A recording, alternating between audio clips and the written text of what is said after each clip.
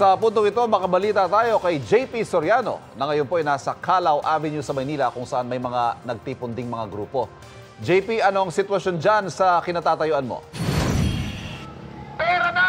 Ivan Pia, narito po tayo ngayon mga kapuso sa Calao Avenue, panlukan ng Roxas Boulevard. Ang nasa likuran ko ay yung grupong Manibela at iba pang transport group. Sila po yung grupong naiwan doon sa unang grupong nakapunta na doon sa bahagi ng Luneta. Ngayon susubukan po nila na dumaan din dito sa parehong rutang dinaanan ng grupo ng bayan at ang iba pang student groups sa punta doon sa Luneta. May mga pulis na nakaharang doon sa bahaging yon.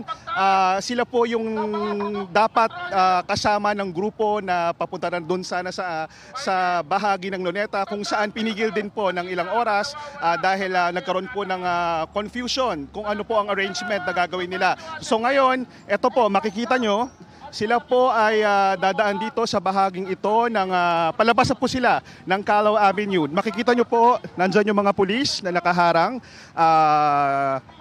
nagbabantay sa ginagawang kilos protesta ngayong araw.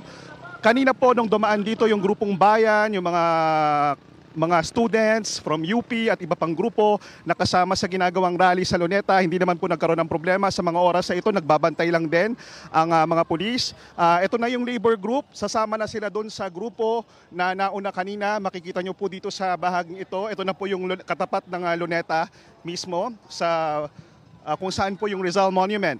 So kanina ho, pinigilan sila mag-set up ng sound system ayon sa mga tagapagsalita ng labor groups, ng iba't ibang grupo. Ngayon po, kompleto na yung labor groups na inaantay nilang kasama. May mga inaantay pa kung silang darating at inaasahan nila na magiging peaceful daw. Ito sa gagawin nila ngayong araw. Pero ang panawagan nila isa lang.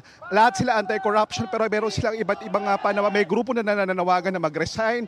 Ang mga leader, may mga grupong nagsasabing dapat makulong ang mga dapat makulong at sangkot sa korupsyon. Iba-iba yung hindi talaga united, yung iisa yung kanilang panawagan, pero malinaw lahat sila anti-corruption. At yan muna ang latest. Balik muna sa iyo, Ivan at Pia. Maraming salamat, JP Soriano. Patuloy po natin babantayan ang sitwasyon dyan sa Calao Avenue.